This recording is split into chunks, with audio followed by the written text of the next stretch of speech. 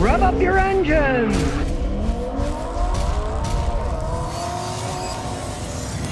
All right, here we have a very interesting problem. The Hummer V8 GM engine misfires at number 4, and he's had an engine put in, spark plugs, coils, even another computer, and it continues to have a problem with number 4. The obvious things have been done. Let's get the giant computer out. We'll take it for a road test. We'll start there. So we'll plug it in. Now we know that's working. There we go, smart link. And we'll turn the main computer on too. Well, this thing's got well over 300,000 miles. When you get a lot of mileage, a lot of weird stuff can happen. So you need a fancy computer to figure it out. It's even trickier because the catalytic converters were removed years ago. That's not the problem, but it's going to have oxygen sensor codes because there's no cat anymore. We'll start up here with the intelligent diagnosis. It knows what it is. H2 Hummer. This is the fanciest one. According to daily writing tips. Oh, shut up, you stupid phone! We're going to go through all the data systems here, and we're going to do not a smart scan, but a system scan to do everything. Now it's doing a smart scan. We're finding a bunch of codes. That's just the beginning. We'll start there. Now this has a misfire. So that's what we're trying to figure out. Like I say, it doesn't have catalytic converters. There's going to be some codes that aren't going to mean anything. But we'll start at the top and work our way down. Start here. There's 6 codes to the DSM. Here we go. Driver's recline sensor circuit. Well,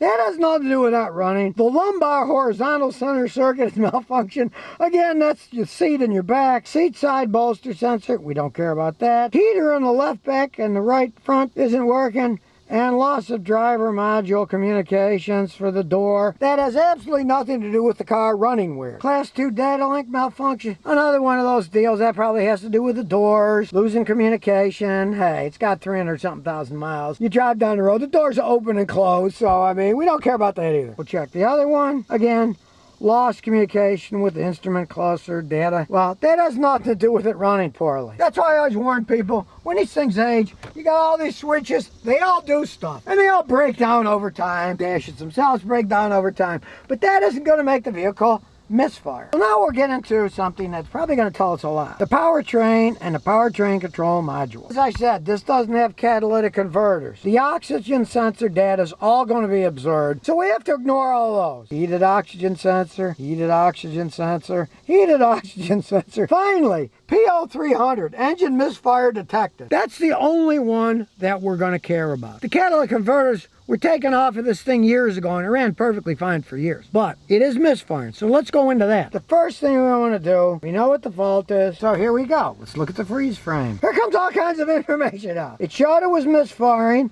when the engine was 136 degrees Fahrenheit. So that meant it was not cold, but it hadn't fully warmed up. The engine load was 64%. It was going 1600 RPM. The long-term fuel trim on bank 1, it was subtracting minus 0.78. That's really not that big of a deal. It was a little bit rich.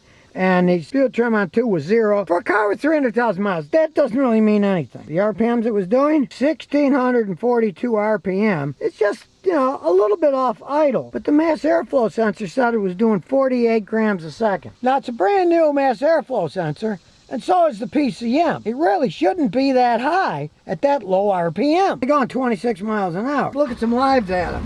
Put it in gear. Now, I'm really questioning the mass airflow sensor for one reason. Because this is a 6-liter engine. It should be somewhere around 6 to 7 grams per second. And it's 9.04 at idle. That's just too high. We got a little clue going on there. We checked the misfires. It is number 4. You can see 14, now it's up to 18. It is misfiring. Well, normally I'd say, okay, everything else is okay. He'd replace the engine. And it had the same code before he replaced the engine. So I don't think we can blame it on the engine. You can see the other 8 cylinders. They don't have any there. Now that's up to 16, 24. It does it after a while and it goes back to 0 and starts up. You can see now it's 0, but now it's counting them. So it's actively misfiring. There's no question about it. This is an old vehicle, right? So we're gonna look at the history, and it's logical. When they're this old, they're never gonna run perfect. Because here's the history. Throughout time, cylinder 1 only misfired 17 times, cylinder 2, 3, cylinder 3, 487,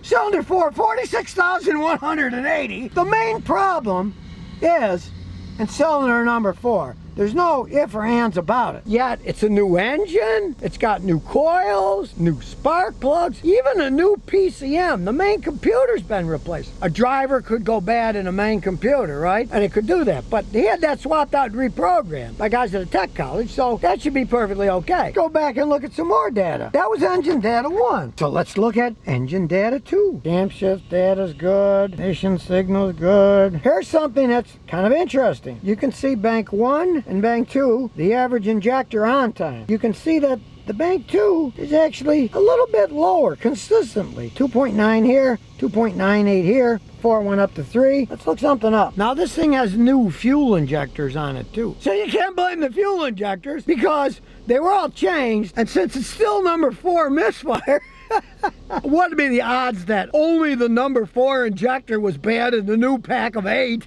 and the old one? Here's real telling information. The long-term fuel trim on bank 1, it's subtracting 1.5. So it's running rich and it's subtracting fuel. The long-term fuel trim on bank 2, it's subtracting 10%, which means it's running 10 times almost richer than bank 1. Bank 2 is running the richest. Guess what's on bank 2? The number 1 4-cylinder, the one that's misfiring the most. Because bank 1 is the one with the 1 cylinder, and the other side is bank 2. So, the bank that has the number 4 injector is the one that is running the richest.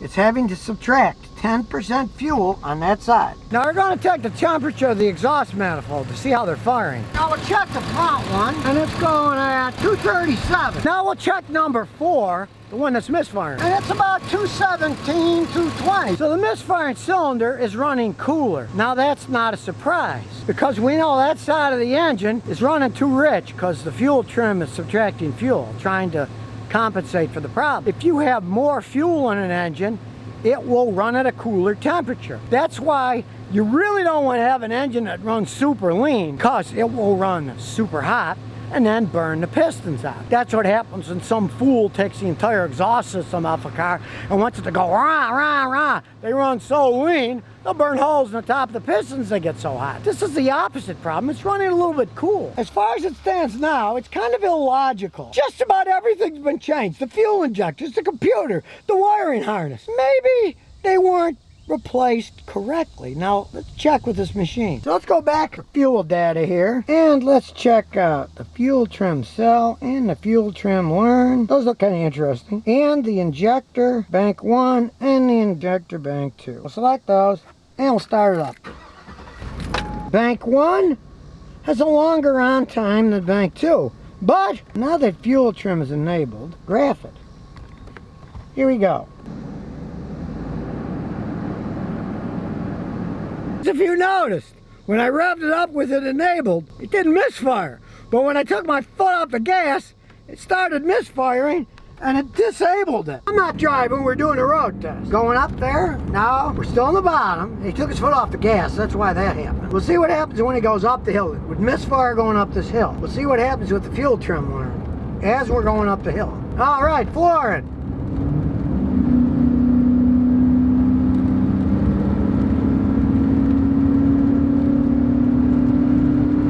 So what we have here is a fuel trim problem.